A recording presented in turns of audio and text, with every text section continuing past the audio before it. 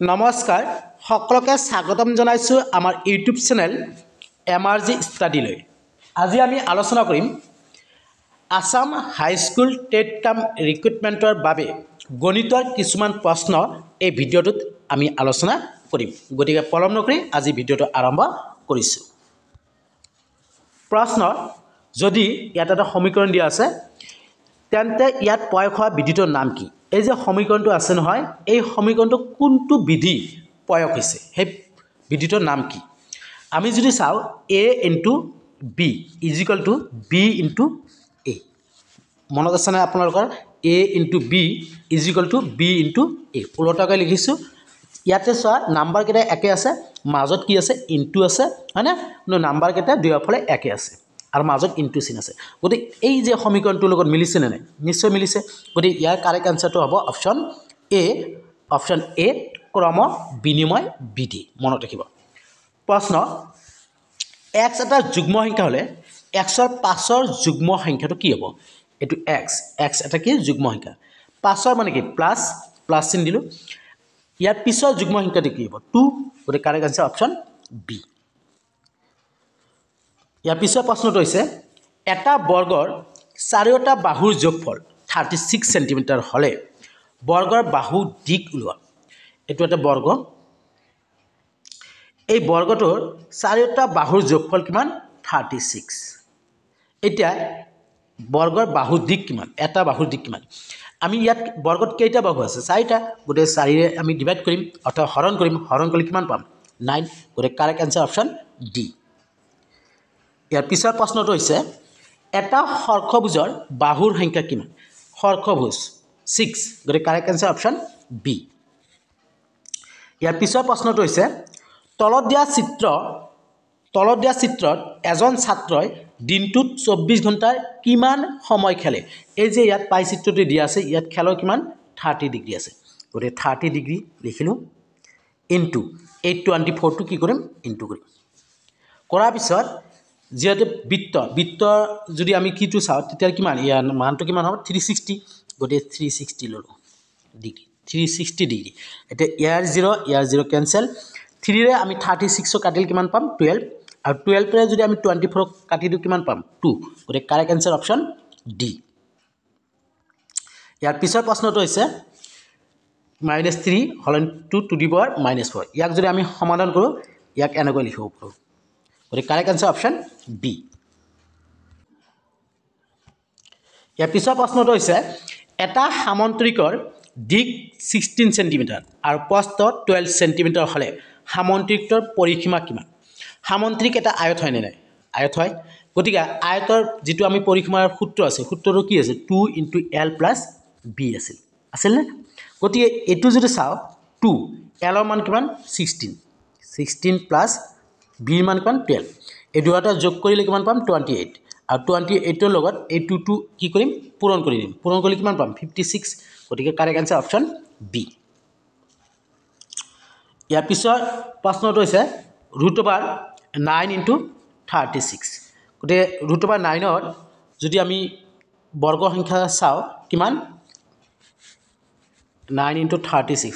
√9ৰ বৰ্গ কিমান? 3 আৰু 6ৰ বৰ্গ 36ৰ বৰ্গ কিমান? 6। গতিকে 3 × 6 কিমান হ'ব? 18। গতিকে correct answer option C. Option C is correct answer. ইয়াৰ পিছৰ প্ৰশ্নটো হৈছে একেবাৰে সহজ। 100 স্কুৱেৰ ইজিকেল টু কিমান? 100 তাৰমান দুবাৰ ইনটু কৰিব লাগে। একেবাৰে সহজ। 1 জাৰ কিমান? 1। ইয়াত কেইটা? দুটা 0 লিখি দিলোঁ। ইয়াতে কেইটা 0? দুটা 0 দেখিলোঁ। এতিয়া কিমান হ'ল নাম্বাৰটো? 10,000। Correct answer option D. Question number 48, যদি x1/x2 ইজিকেল টু y2/y1 হয় তেন্তে x1 6, y2 12, x2 12, y1ৰ মান কিমান? x1ৰ মান কিমান দিছে? 6 আৰু x2ৰ মান কিমান? 12 ইজিকেল টু y2ৰ মান কিমান আছে? 12 আছে। y1ৰ মান কিমান হ'ব? একেবাৰে সহজ। এইটো কি কৰিম? ইনটু কৰিম। 12 × 12 আৰু এই 12ক 6ৰে ডিভাইড দিয়া। 6ৰে 12 কাটিলে কিমান? 2 × 12 কিমান? 24। Correct answer option B.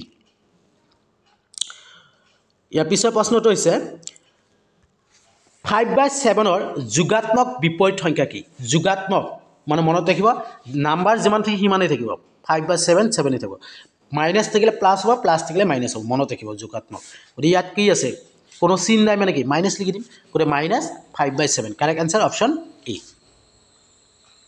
ইয়াৰ পিছৰ প্ৰশ্নটো হৈছে এটা সংখ্যাৰ দুগুণৰ লগত 12 যোগ কৰিলে সংখ্যাটো 40 হয় এই উক্তিটোৰ সমীকৰণ কি এটা সংখ্যাৰ দুগুণ অৰ্থাৎ সংখ্যাটো ধৰিলো আমি x আৰু x ক দুগুণ কৰিলে 2x হ'ব আৰু তাৰ লগত কি কৰিছে 12 যোগ কৰিলো 12 যোগ কৰিলে যোগফলটো কিমান হয় 40 হয় গতিকে আমি আনসাৰটো কি পাম 2x + 12 = 40 কাৰেক্ট আনসাৰ হ'ব অপশ্যন বি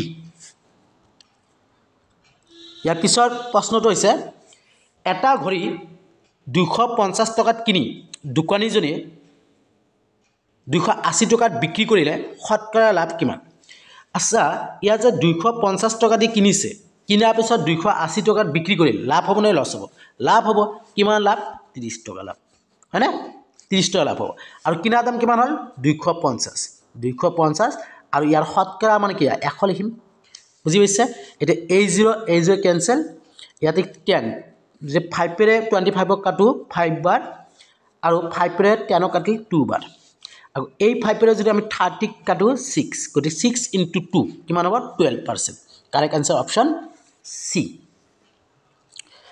ইয়াৰ পিছৰ এটা প্ৰশ্ন আছে এটা ৰম্বাসৰ কৰ্ণ দুডাল 10 সেমি আৰু 10 সেমি আৰু 14 সেমি তেন্তে ৰম্বাসটোৰ কালি কিমান ইয়াত কোনটো কাৰেক্ট আনসাৰ হ'ব আপোনালোকে কমেন্ট বক্সত কমেন্ট কৰি জনাব ইয়াৰ পিছৰ প্ৰশ্নটো হৈছে তলৰ চিত্ৰটোৰ পৰা কোন শ্ৰেণীত ছাত্ৰ ছাত্ৰীৰ সংখ্যা বেছি শ্ৰেণী 5 6 7 8 যদি আমি চাও 7 ত বেছি আছে গতিকে correct answer option D is correct answer question number 54 এটা প্ৰশ্ন হয় প্ৰশ্নটো কি দিছে 16 কিউব মানে 16 এনেকৈ তিনিবাৰ মাল্টিপল কৰিলে হ'ল মাল্টিপল কৰিলে আমি কাৰেক্ট আনসাৰটো পাম 4096 কাৰেক্ট আনসাৰ অপশ্যন বি ইয়াৰ পিছৰ প্ৰশ্নটো হৈছে কিউব 64 প্লাস 100 না 1000 64 ৰ ঘনমূল কিমান হ'ব 4 প্লাস 1000 ৰ ঘনমূল কিমান হ'ব 10 গতিকে 4 প্লাস 10 কিমান 14 কাৰেক্ট আনসাৰ অপশ্যন সি ইয়াৰ পিছৰ প্ৰশ্নটো মিশ্ৰ সূত্ৰত শতকৰা বছৰি কি হাৰে 2 বছৰত 400 টকাত 441 টকা হ'ব এটো আপোনালোকে কমেন্ট বক্সত কমেন্ট কৰি জনাব ইয়াৰ আনসাৰটো কিমান হ'ব ইয়াৰ পিছৰ প্ৰশ্নটো হৈছে 14 জন মানুহে এটা কাম কৰিবলৈ 8 ঘণ্টা সময় লাগে কিমান জন মানুহে 4 ঘণ্টাত কামটো সম্পূৰ্ণ কৰিব পাৰিব প্ৰথম কি আছে 14 * 8 এই 14 * 8 ক 4 ৰে ডিভাইড দিলে হ'ল 4 ৰে 8 কাটি কিমান 2 আৰু 2 14 গুণ কিমান হ'ব 28 গৰে কাৰেক্ট আনসাৰ অপশ্যন